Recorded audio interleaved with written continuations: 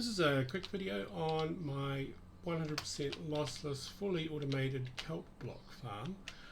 Here is the overall design. It's a simple survival friendly design that really is based around a couple of important ideas that make it 100% lossless. The first idea is if you've ever built a kelp farm before, you may notice that the kelp grows and it turns some of the water blocks, flowing water blocks, into source water blocks, and that causes the kelp to float inside the farm and not be collected. The second issue is oftentimes the kelp can float down around these plants due to the water blocks being turned into air blocks or flowing water blocks by the pistons and not be collected. So this farm solves both of those problems. First of all, it uses these closed fence posts in the middle, and those cause the kelp to, most of the kelp to be ejected by the pistons into the middle of the farm and are collected by the hopper minecart, which is waterlogged and running along the bottom of the farm. The second and most important design principle is the observer and the piston locations are swapped from their normal position. So the pistons are above the observers in this farm, and this causes the flowing water to be generated above the observers. So when the kelp is growing up and it's broken by the piston, the flowing water is created above. So there's no void down below for the kelp to get stuck. And this is really the same effect. The kelp just needs to grow up to the level of the piston. Each time it grows, it triggers the observer, and the observer will then activate on that kelp block.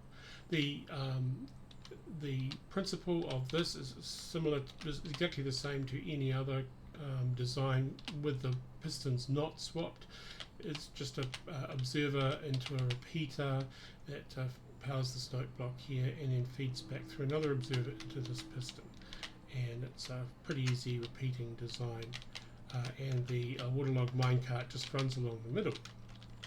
Now there's a collection area here of a few hoppers to make sure the minecart is fully unloaded. The auto crafting system below here is optimized for the length of the farm, which is, after a lot of testing, around about 44 slices long, and what this size does is it makes sure that there's always kelp being smelted in the smoker, so that's 100% utilized. If the farm is shorter than that, I found that there are periods of time where the smoker here is not smelting and therefore it's not as efficient, and then if it's longer, it doesn't really increase the performance of the farm. It just queues up the kelp in these input hoppers here, and it doesn't really improve anything. And so 44 is about the right length for one of these kind of farm designs. The smoker here feeds directly into an autocrafter, and the autocrafter converts the smoked dried kelp into kelp blocks, which feeds into this chest here.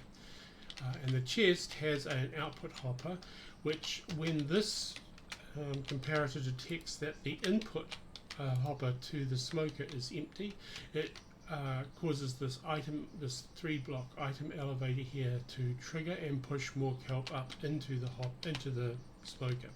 And then when that's complete, there's a locking mechanism which prevents additional kelp from draining out of the chest into this dropper here. So it will only push up the items, a couple of items, when they're needed by the smoker to keep its operation going.